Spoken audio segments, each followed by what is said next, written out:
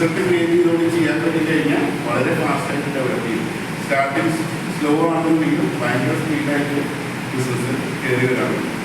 ഇവിടെ എന്ന് പറഞ്ഞാൽ വേറെ ഒന്നുമില്ല, കൂടെ നിൽക്കുക, കമ്പനിയുടെ കൂടെ നിൽക്കുക. കമ്പനി ജസ്റ്റ് സ്റ്റാർട്ടിങ് കമ്പനിയാണ്. എല്ലാ കാര്യങ്ങളും ലീഗലായിട്ടുള്ള രീതിയിലാണ് നമ്മൾ ചെയ്തുകൊണ്ടിരിക്കുന്നത്. അതായത് ഓഫീസുള്ളത് കോയമ്പത്തൂരാണ്.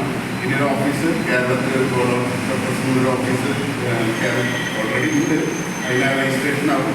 അതുപോലെ GST വരും. എല്ലാ കാര്യങ്ങളും GST കാര്യങ്ങളെല്ലാം ഒക്കെ ഉള്ള രീതിയിൽ കേരള ഗവൺമെൻറ് പറയുന്ന രീതിയിലുള്ള എല്ലാ അടിസ്ഥാനപരമായിട്ടുള്ള എല്ലാ കാര്യങ്ങളും ചെയ്തുകൊണ്ടാണ് നമ്മൾ മുന്നോട്ട് പോകുന്നത്.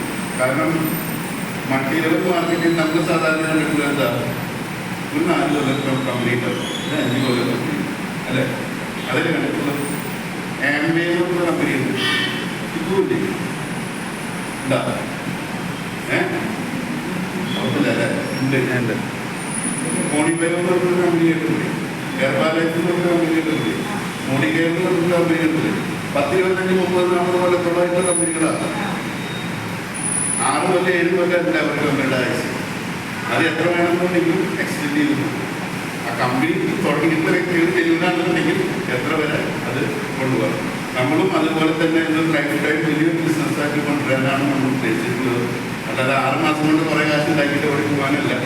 അപ്പോൾ കൂടെ നിൽക്കുന്ന എല്ലാ വ്യക്തികൾക്കും നല്ല രീതിയിലുള്ള ഗ്രോത്ത് ഉണ്ടാവട്ടെ എന്ന് പറഞ്ഞുകൊണ്ട് ഗുഡ് മോർണിംഗ്. സാറ് പറഞ്ഞ മനസ്സിലായോ, നമ്മുടെ ശരീരം പോയി തെറ്റിയില്ല. എന്താണ് അതിന് കാരണം? രോഗമാണ് നമ്മുടെ നാളത്തെ രോഗം കണക്കാണ്.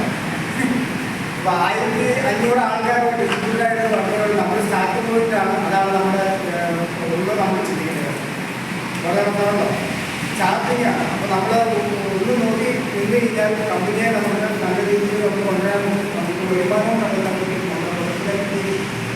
നല്ല രീതിയിൽ നമ്മൾ ഈ പ്രൊജക്റ്റിലൂടെ നമുക്ക് ഇത് സാർ പറഞ്ഞ രീതിയിൽ തെറ്റിക്ക് വേണം. പൈസയൊക്കെ ഉണ്ടാവും.